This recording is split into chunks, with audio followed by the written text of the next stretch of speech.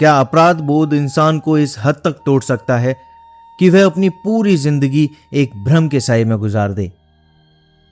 जब वफादारी और स्वामी भक्ति अपनी हदें पार कर जाती हैं तो वह अक्सर एक खामोश दर्दनाक बलिदान में बदल जाती हैं। और हम अक्सर सोचते हैं कि दुनिया की सबसे अनमोल भेंट क्या हो सकती है, कोई बेशकीमती हीरा या अपार धन। लेकिन जरा सोचिए, अगर कोई अपना पूरा जीवन, अपनी पाई पाई और यहां तक कि अपने खून का एकमात्र कतरा भी किसी और को सौंप दे सिर्फ एक पश्चाताप की आग बुझाने के लिए, तो उस भेंट की कीमत क्या होगी? और क्या समाज उस बलिदान को कभी समझ पाएगा? कभी कभी जीवन हमसे ऐसी कीमत मांगता है जिसे चुकाने के बाद भी अपराध बोध कभी समाप्त नहीं होता। नमस्कार, आप सुन रहे हैं किस्साकारी, जहां किस्से सांस लेते हैं। और किस्साकारी के इस मंच पर आज हम जिस कहानी के पन्ने पलटने जा रहे हैं वह विश्व कवि रविंद्रनाथ टैगोर की कलम से निकली एक ऐसी अमर रचना है जो इंसानियत, त्याग और एक अजीबोगरीब प्रायश्चित की दास्तान सुनाती है। कहानी का नाम है अनमोल भेंट। यह केवल रायचरण नाम के एक वफादार नौकर की कहानी नहीं है। यह उस अदृश्य मनोवैज्ञानिक द्वंद्व की कहानी है जहां मालिक और नौकर की सीमाएं टूट जाती हैं। यह मातृत्व और पितृत्व के उस रूप को दर्शाती है जहां एक इंसान अपना सब कुछ लुटाकर भी खुद को अपराधी ही मानता है। तो आइए चलते हैं रायचरण के उस सूने और उदास मन के भीतर। सुनते हैं गुरुदेव टैगोर जी की लिखी कहानी अनमोल भेंट। वाचन आपके अपने आशुतोष शर्मा की आवाज में है।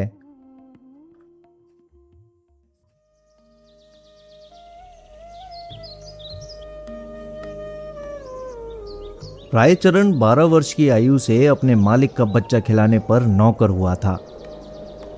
उसके पश्चात काफी समय बीत गया। नन्हा बच्चा रायचरण की गोद से निकलकर स्कूल में प्रविष्ट हुआ, स्कूल से कॉलेज में पहुंचा, फिर एक सरकारी स्थान पर लग गया।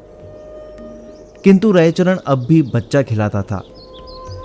यह बच्चा उसकी गोद के पाले हुए अनुकूल बाबू का पुत्र था। बच्चा घुटनों के बल चलकर बाहर निकल जाता। जब रायचरण दौड़कर उसको पकड़ता तो वह रोता और अपने नन्हे नन्हे हाथों से रायचरण को मारता। रायचरण हंसकर कहता, हमारा भैया भी बड़ा होकर जज साहब बनेगा। जब वह रायचरण को चन्ना कहकर पुकारता तो उसका हृदय बहुत ही हर्षित होता। वह दोनों हाथ पृथ्वी पर टेक कर घोड़ा बनता और बच्चा उसकी पीठ पर सवार हो जाता। इन्हीं दिनों अनुकूल बाबू की बदली पद्मा नदी के किनारे एक जिले में हो गई। नए स्थान की ओर जाते हुए कलकत्ते से उन्होंने अपने बच्चे के लिए मूल्यवान आभूषण और कपड़ों के अतिरिक्त एक छोटी सी सुंदर गाड़ी भी खरीदी। वर्षा ऋतु थी। कई दिनों से मूसलाधार वर्षा हो रही थी। ईश्वर ईश्वर करते हुए बादल फटे। संध्या का समय था। बच्चे ने बाहर जाने के लिए आग्रह किया। रायचरण उसे गाड़ी में बैठाकर बाहर ले गया। खेतों में पानी खूब भरा हुआ था। बच्चे ने फूलों का गुच्छा देखकर जिद की। रायचरण ने उसे बहलाना चाहा, किंतु वह ना माना। विवश रायचरण बच्चे का मन रखने के लिए घुटनों घुटनों पानी में फूल तोड़ने लगा। कई स्थानों पर उसके पांव कीचड़ में बुरी तरह धंस गए। बच्चा तनिक देर मौन गाड़ी में बैठा रहा, फिर उसका ध्यान लहराती हुई नदी की ओर गया। वह चुपके से गाड़ी से उतरा। पास ही एक लकड़ी पड़ी थी, उठा ली और भयानक नदी के तट पर पहुंचकर उसकी लहरों से खेलने लगा। नदी के शोर से ऐसा मालूम होता था कि नदी की चंचल और मुहजोर जलपरियां सुंदर बच्चे को अपने साथ खेलने के लिए बुला रही हैं। रायचरण फूल लेकर वापस आया तो देखा गाड़ी खाली है। उसने इधर उधर देखा। पैरों के नीचे से धरती निकल गई। पागलों की भांति चहुओर देखने लगा। वह बार बार बच्चे का नाम लेकर पुकारता था, लेकिन उत्तर में चन्ना की मधुर ध्वनि न आती थी। चारों ओर अंधेरा छा गया। बच्चे की माता को चिंता होने लगी। उसने चारों ओर आदमी दौड़ाए। कुछ व्यक्ति लालटेन लिए हुए नदी के किनारे खोज करने पहुंचे। रायचरण उन्हें देखकर उनके चरणों में गिर पड़ा।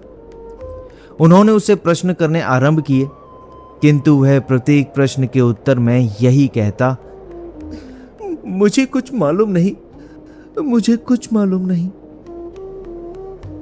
यद्यपि प्रत्येक व्यक्ति की यह सम्मति थी कि छोटे बच्चे को पद्मा नदी ने अपने आंचल में छिपा लिया है, किंतु फिर भी हृदय में विभिन्न प्रकार की शंकाएं उत्पन्न हो रही थीं। एक यह कि उस संध्या को निर्वासितों का एक समूह नगर से गया था और मां को संदेह था कि रायचरण ने कहीं बच्चे को निर्वासित के हाथों न बेच दिया हो। वह रायचरण को अलग ले गई और उससे विनती करते हुए कहने लगी, रायचरण, तुम मुझसे जितना रुपया चाहे ले लो, किंतु परमात्मा के लिए मेरी दशा पर तरस खाकर मेरा बच्चा मुझको वापस कर दो। परंतु रायचरण कुछ उत्तर न दे सका, केवल माथे पर हाथ रखकर मौन हो गया। स्वामिनी ने क्रोध और आवेश की दशा में उसको घर से बाहर निकाल दिया। अनुकूल बाबू ने पत्नी को बहुत समझाया, किंतु माता के हृदय की शंकाएं दूर ना हुईं।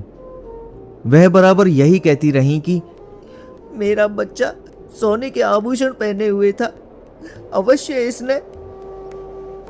रायचरण अपने गांव वापस चला गया। उसके कोई संतान ना थी और ना ही संतान होने की कोई संभावना थी, किंतु साल की समाप्ति पर उसके घर में पुत्र ने जन्म लिया, परंतु पत्नी सूती का गृह में ही मर गई। घर में एक विधवा बहन थी। उसने बच्चे के पालन पोषण का भार अपने ऊपर लिया। जब बच्चा घुटनों के बल चलने लगा, वह घर वालों की नजर बचाकर बाहर निकल जाता। रायचरण जब उसे दौड़कर पकड़ता तो वह चंचलता से उसको मारता। उस समय रायचरण के नेत्रों के सामने अपने उस नन्हे मालिक की सूरत फिर जाती जो पद्मा नदी की लहरों में लुप्त हो गया था। बच्चे की जुबान खुली तो वह बाप को बाबा और बुआ को मामा इस ढंग से कहता था जिस ढंग से रायचरण का नन्हा मालिक बोलता था। रायचरण उसकी आवाज से चौंक उठता। उसे पूर्ण विश्वास था कि उसके मालिक ने उसके घर में जन्म लिया है। इस विचार को निर्धारित करने के लिए उसके पास 3 प्रमाण थे। एक तो यह कि वह नन्हे मालिक की मृत्यु के थोड़े ही समय पश्चात उत्पन्न हुआ। दूसरा यह कि उसकी पत्नी वृद्ध हो गई थी और संतान उत्पत्ति की कोई आशा न थी। तीसरा यह कि बच्चे के बोलने का ढंग और उसकी संपूर्ण भाव भंगिमाएं नन्हे मालिक से मिलती जुलती थीं। वह हर समय बच्चे की देखभाल में संलग्न रहता। उसे भय था कि उसका नन्हा मालिक फिर कहीं गायब ना हो जाए। वह बच्चे के लिए एक गाड़ी लाया और अपनी पत्नी के आभूषण बेचकर बच्चे के लिए आभूषण बनवा दिए। वह उसे गाड़ी में बैठाकर प्रतिदिन वायु सेवन के लिए बाहर ले जाता था। धीरे धीरे दिन बीतते गए और बच्चा सयाना हो गया, परंतु इस लाड़ चाव में वह बहुत बिगड़ गया था। किसी से सीधे मुंह बात ना करता। गांव के लड़के उसे लाट साहब कहकर छेड़ते। जब लड़का शिक्षा योग्य हुआ तो रायचरण अपनी छोटी सी जमीन बेचकर कलकत्ता आ गया। उसने दौड़ धूप करके नौकरी खोजी और फलन को स्कूल में दाखिल करवा दिया। उसको पूर्ण विश्वास था कि बड़ा होकर फलन अवश्य जज बनेगा। होते होते अब फलन की आयु 12 वर्ष की हो गई। अब वह खूब पढ़ लिख सकता था। उसका स्वास्थ्य अच्छा और सूरत शक्ल भी अच्छी थी। उसको बनाव श्रृंगार की बड़ी चिंता रहती थी। जब देखो दर्पण हाथ में लिए बाल बना रहा है। वह अपव्ययी भी बहुत था। पिता की सारी आय व्यर्थ की विलास सामग्री में व्यय कर देता। रायचरण उससे प्रेम तो पिता की भांति करता था, किंतु प्राय उसका बर्ताव उस लड़के से ऐसा ही था जैसे मालिक के साथ नौकर का होता है। उसका फलन भी उसे पिता ना समझता था। दूसरी बात यह थी कि रायचरण स्वयं को फलन का पिता प्रकट भी ना करता था। छात्रावास के विद्यार्थी रायचरण के गंवारपन का उपहास करते और फलन भी उन्हीं के साथ सम्मिलित हो जाता। रायचरण ने जमीन बेचकर जो कुछ रुपया प्राप्त किया था वह अब लगभग सारा समाप्त हो चुका था। उसका साधारण वेतन फलन के खर्चों के लिए कम था। वह प्राय अपने पिता से जेब खर्च और विलास की सामग्री तथा अच्छे अच्छे वस्त्रों के लिए झगड़ता रहता था। आखिर एक युक्ति रायचरण के मस्तिष्क में आई। उसने नौकरी छोड़ दी और उसके पास जो कुछ शेष रुपया था फलन को सौंपकर बोला, फलन, मैं एक आवश्यक कार्य के लिए गांव जा रहा हूं। बहुत जल्द वापस आ जाऊंगा बेटा। तुम किसी बात से घबराना नहीं। रायचरण सीधा उस स्थान पर पहुंचा जहां अनुकूल बाबू जज के ओहदे पर लगे हुए थे। उनके और कोई दूसरी संतान ना थी। इसी कारण उनकी पत्नी हर समय चिंतित रहती थी। अनुकूल बाबू कचहरी से वापस आकर कुर्सी पर बैठे हुए थे और उनकी पत्नी संतानोत्पत्ति के लिए बाजारू दवा बेचने वालों से जड़ी बूटी खरीद रही थी। काफी दिनों के पश्चात वह अपने वृद्ध नौकर रायचरण को देखकर आश्चर्यचकित हुई। पुरानी सेवाओं का विचार करके उसको रायचरण पर तरस आ गया। उससे पूछा, रायचरण, क्या तुम फिर नौकरी करना चाहते हो? रायचरण ने मुस्कुराकर उत्तर दिया, मैं अपनी मालकिन के चरणों को छूना चाहता हूं। अनुकूल बाबू रायचरण की आवाज सुनकर कमरे से निकल आए। रायचरण की शक्ल देखकर उनके कलीजे का जख्म ताजा हो गया। उन्होंने मुख फेर लिया। रायचरण ने अनुकूल बाबू को संबोधित करके कहा, सरकार, आपके बच्चे को पद्मा ने नहीं बल्कि मैंने चुराया था। अनुकूल बाबू ने आश्चर्य से कहा, तुम ये क्या कह रहे हो? क्या मेरा बच्चा वास्तव में जिंदा है? उसकी पत्नी ने उछलकर कहा, भगवान के लिए बताओ, मेरा बच्चा कहां है? रायचरण ने कहा, आप संतोष रखें मालिक, आपका बच्चा इस समय भी मेरे पास है।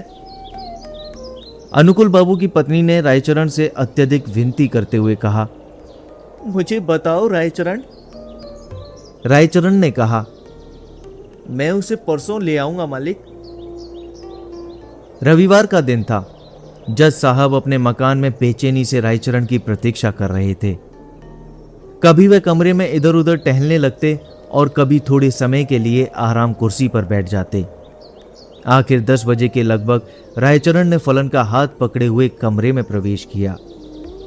अनुकूल बाबू की घरवाली फलन को देखते ही दीवानों की भांति उसकी ओर लपकी और उसे बड़े जोर से गले लगा लिया। उनके नेत्रों से अश्रुओं का समुद्र उमड़ पड़ा। कभी वे उसको प्यार करती, कभी आश्चर्य से उसकी सूरत तकने लग जाती। फलन सुंदर था और उसके कपड़े भी अच्छे थे। अनुकूल बाबू के हृदय में भी पुत्र प्रेम का आवेश उत्पन्न हुआ।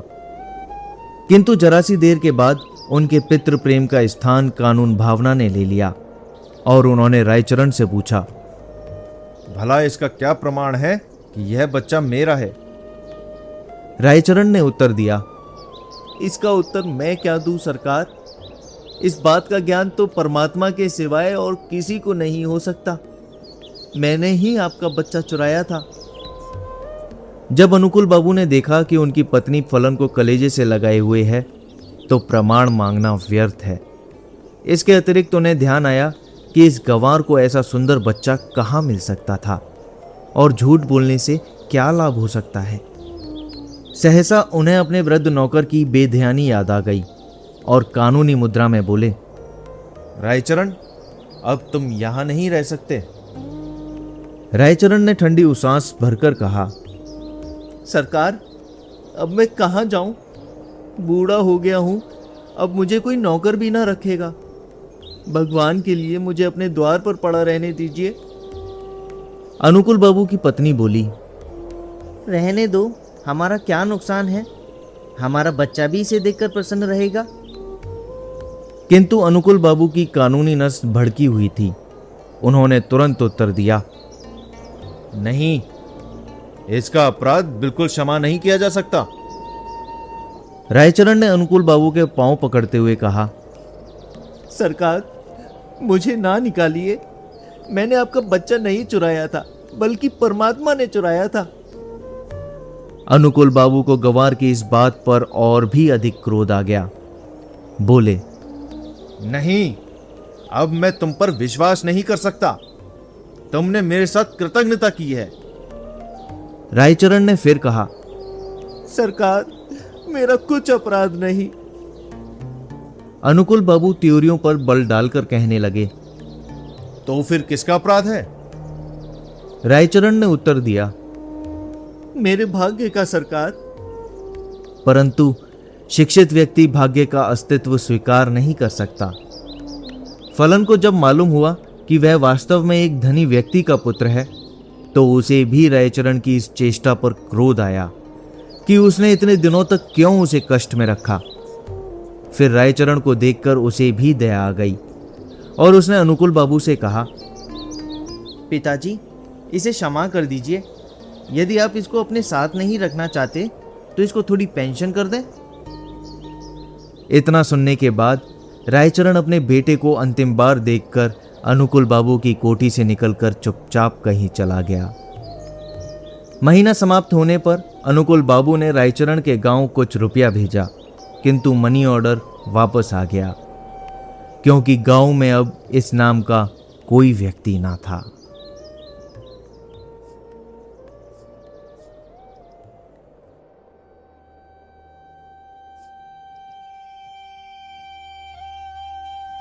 अभी आप सुन रहे थे गुरुदेव रविंद्रनाथ टैगोर जी की कालजयी कहानी अनमोल भेंट।